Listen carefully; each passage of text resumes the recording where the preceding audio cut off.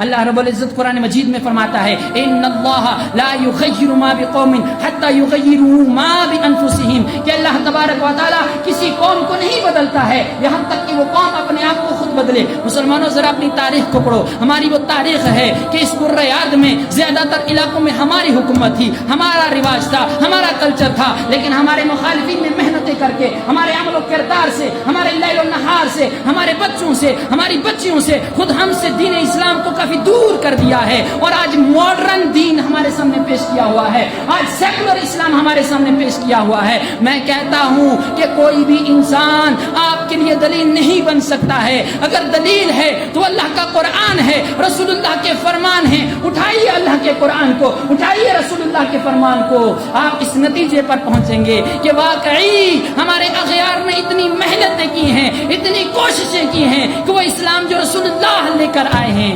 آج ہم سے دور ہو چکا ہے۔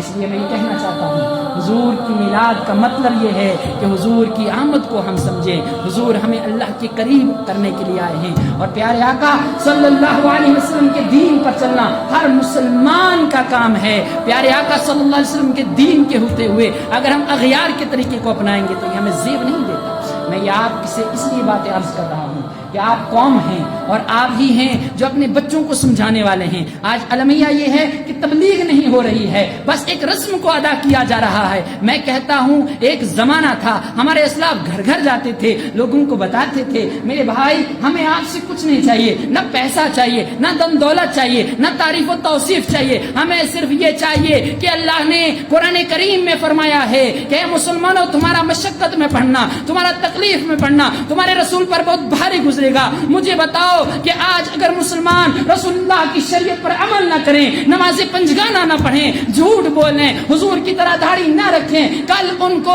اگر ان کے اس عمل سے معاذ اللہ جہنم میں ڈالا جائے گا تو بتائیے رسول پر گراں گزرے گا کہ نہیں گزرے گا؟ اس لیے مسلمانوں ذرا سمجھنے کی کوشش کرو۔ ہم رب سمجھنے کی نہیں کوشش کرتے ہیں، ہم رب یہ سمجھتے ہیں کہ بس مولویوں کا کام ہے بولنا چلے جانا۔ نہیں نہیں، ان مولویوں کو کیا چاہیے؟ یہ تو آپ کو دین اس لیے بتا رہے ہیں کہ آپ کی آخرت بہتر ہو۔ مجھے بتاؤ مسلمانوں کے بارے میں کہا گیا کل المؤمنین اخوہ، ہر مسلمان بھائی ہے، تو بھائی کو کیا نہیں سوچنا چاہیے کہ ہمارے بھائی کے ساتھ اگر اس کے عدم علم کی وجہ سے اس نے نہیں پڑھا